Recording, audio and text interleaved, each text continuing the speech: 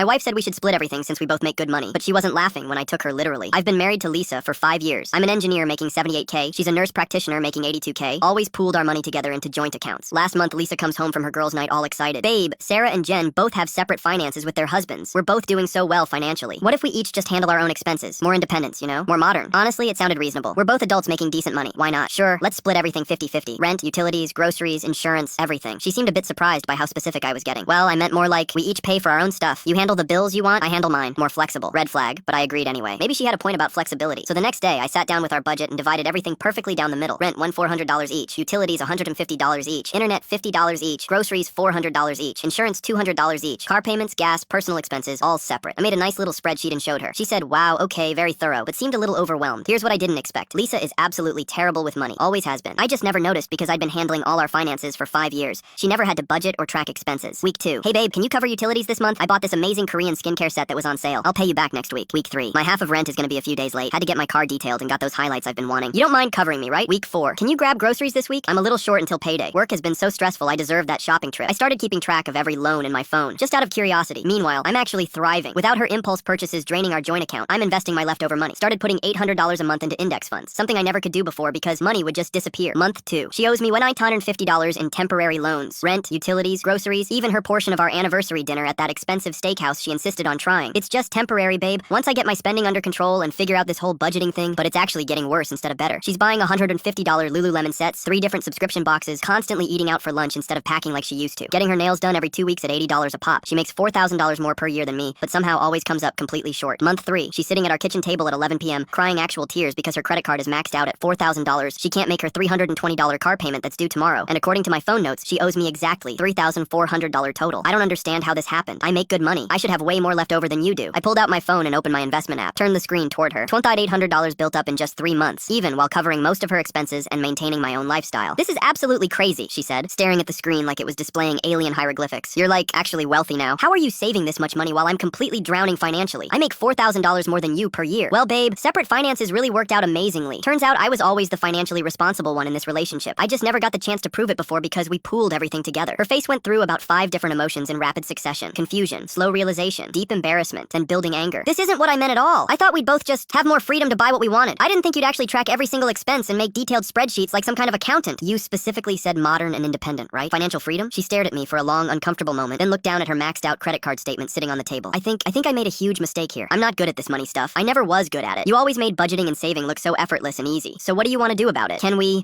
please go back to the old way? I clearly can't handle being financially independent. Turns out financial independence only works when you're actually financially responsible. Who knew?